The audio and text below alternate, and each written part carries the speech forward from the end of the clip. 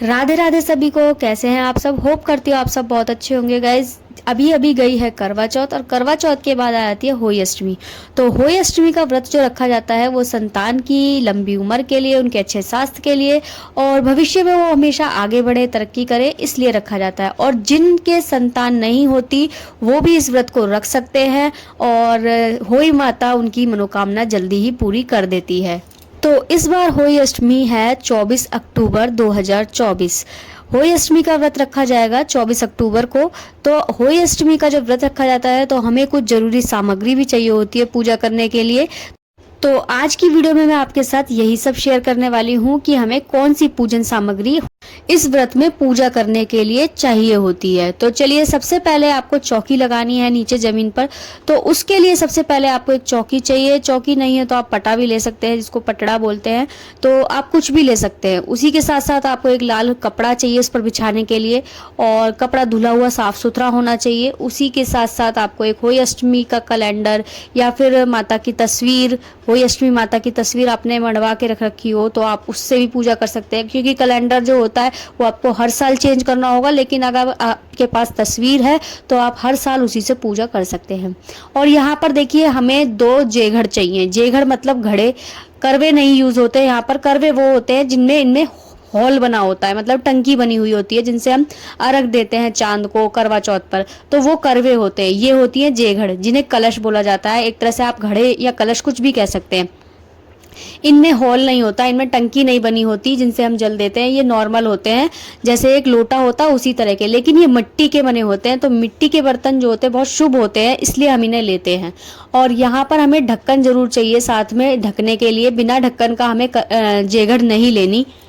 और देखिए, हमारे यहाँ जेघड़ में दोनों जेघड़, 2 जेघड़ रखी जाती है। एक जेघड़ में कुछ लोग अन्न भरते हैं, मतलब अनाज भरते हैं, और एक जेघड़ में जल भरा जाता है। लेकिन हमारे यहाँ पर दोनों जेघड़ में जल ही भरकर रखा जाता है। ये पूजा विधि आप मेरे चैनल पर आगे देख सकते हैं। मैं आगे वीडियो डालूंगी कि जल दोनों में क्यों भरकर रखा जाता है। लेकिन बहुत सी जगहों पर अनाज भरकर रखा जाता है एक जेघड़ में, और एक जेघड़ जो है जल से भरी जाती है। तो आपके यहाँ जैसा होता हो आप वैसा कर सकते हैं। इसलिए मैंने यहाँ पर चावल की भी एक कटोरी आपको दिखाई थी कि अगर आपके यहाँ चावल या गेहूं, बाजरा कुछ भी भरकर रखा जाता हो तो आप वो भी भर सकते हैं। और हमें कुछ फूल माला चाहिए। अगर फूल माला नहीं है तो आप फूल भी चढ़ा सकते हैं होली माता को। और देखिए, चुन्नी चाहिए। चुन्नी नहीं है आपके पास तो आप वस्त्र स्वरूप कलावा भी अर्पित कर सकते हैं होली माता को। और इसी के साथ साथ हमें कुछ पूजा का जरूरी सामान, जैसे कि हमें रोली चाहिए, चंदन चाहिए तिलक करने के लिए। उसी के साथ साथ हमें कुछ अक्षत भी चाहिए, मतलब कि चावल, क्योंकि तिलक करने के बाद चावल जरूर लगाने चाहिए हमें। साथ में हमें एक कलावा जरूर चाहिए। घी बाती का आप दीपक जरूर रखें थाली में। अगर घी का नहीं जला सकते आप तो तिल के तेल का दीपक आपको जरूर जलाना। और दीपक आपका मिट्टी का होना चाहिए। यहाँ पर मिट्टी के दीपक से ही आरती करी जाती है होली माता की। और उसी के साथ साथ देखिए, हल्दी का जो है बहुत महत्व होता है। हल्दी का तिलक जरूर करा जाता है होली माता को। और आपने जो जेघड़ रखे हैं, जिसे 2 घड़ बोलते हैं, जैसे 2 घड़े रख रहे हैं आप तो इसको 2 घड़ भी बोल सकते हैं आप। तो आप इनको जरूर तिलक करें हल्दी का। हल्दी का बहुत विशेष महत्व होता है इस पूजा में। और उसी के साथ साथ यहाँ पर मैंने श्याऊ माता की माला ली है, क्योंकि हमारे यहाँ इस माला के बिना पूजा नहीं की जाती। हम इस माला को पहनकर कहानी सुनते हैं और शाम के समय की जब पूजा करते हैं तो कुछ घरों में तो इस माला को जेघड़ को पहना दिया जाता है, कुछ घरों में ये माला खुद पहनकर मतलब पूजा की जाती है। तो आपके यहाँ जैसा होता हो आप वैसे कर सकते हैं।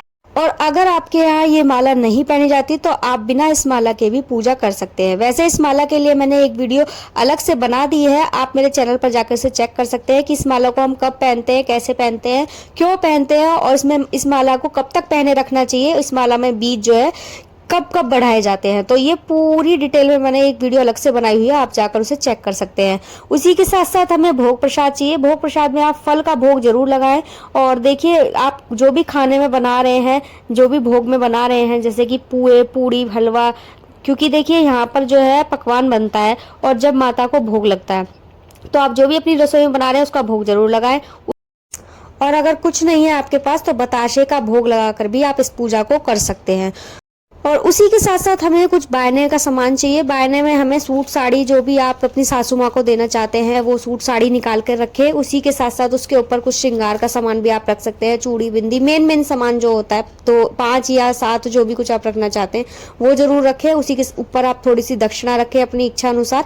और देखिए सारा सामान आपको चाहिए क्योंकि ये भी मिंसना जाता है, बाद में पूजा करने के बाद ये सारा सामान मिंसा जाता है। उसके बाद अपनी सासू माँ को या किसी को भी जिसको आप देना चाहती है मंदिर में, पंडितानी को या जिठानी को या किसी को भी आप देना चाहती है तो ये सामान उनको दे सकती हैं।